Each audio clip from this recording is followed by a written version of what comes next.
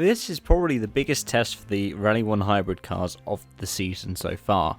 Let's talk about Safari Rally Kenya, and firstly let's talk about the distance. Including road sections is going to be 1200 kilometers. Competitive mileage is 362.62, which, well, I believe it's typically around 300 kilometers for a rally, so the fact that they've been able to get quite a bit past it, it shows something about the impression that the Safari leaves. A lot of stages are repeated from last year's edition. However, I believe we do have some new ones as well. Just look at the leg totals. First leg, which starts with Super Special tomorrow night and goes through Friday, is 129 kilometers, and it's 150 for leg 2. And 82.7 kilometers for leg 3. It's one of the longest Sundays of the season, I believe. But let's talk a bit more about the entry list. Now, the big headline, of course, is going to be the Battle of the Sebs. Sebastian Loeb was last here in 2002 in a Citroën Zara World Rally car. Sebastian Ogier, of course, was here last year on his way to his most recent championship campaign. But we do have quite a healthy rostrum of Rally 1 cars. In addition to the 4 Toyotas, and of course that is Evans, Rothenpera and Katsuta alongside Seb Ogier, we have 3 Hyundais, Tanak and Neuville, joined by Oliver Solberg, who's returning after a couple of rallies out and being replaced by Danny Sordo. And over in the Ford stable, we have Breen, we have Greensmith, we have Formeau. Greensmith's not nominated for manufacturer points, meaning that Formeau will have to play a backup role, and let's hope he gets to the end of this one. The guy really needs some good fortunes at the moment.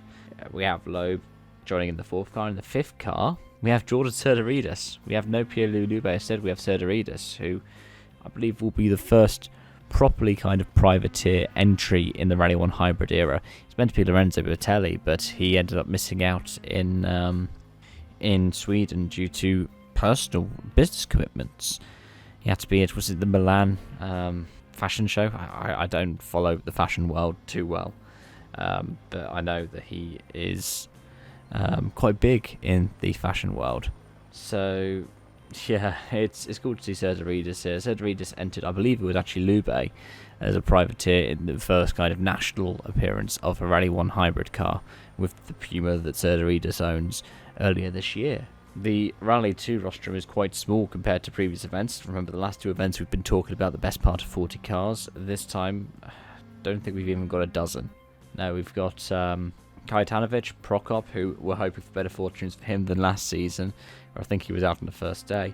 Sean Johnson. Gaurav Gill is an awesome name to see here. The guy's been a national icon in India and has made appearances time and again in WRC. It's brilliant to see him here. Then we've got a variety of different entries from Kenya. We have Karan Patel in a Fiesta R5. That is an old spec R5 even. Same for Leroy Gomez.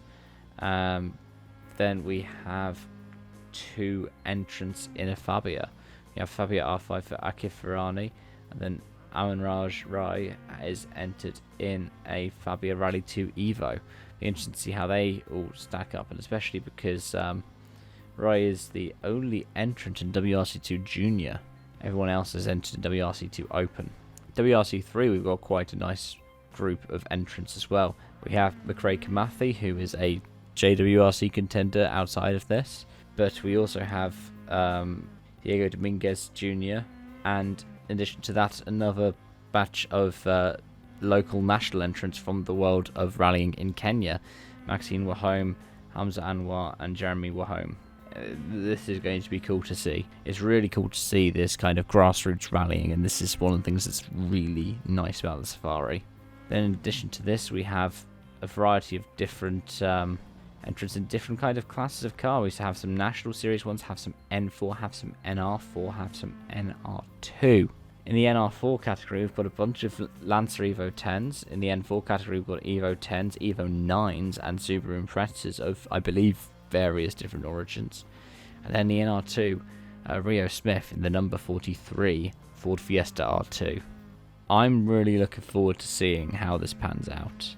And considering the Subaru Impreza and the Evo 10 are the most prominent cars in this entry list, I think that's really cool to see and really cool to talk about.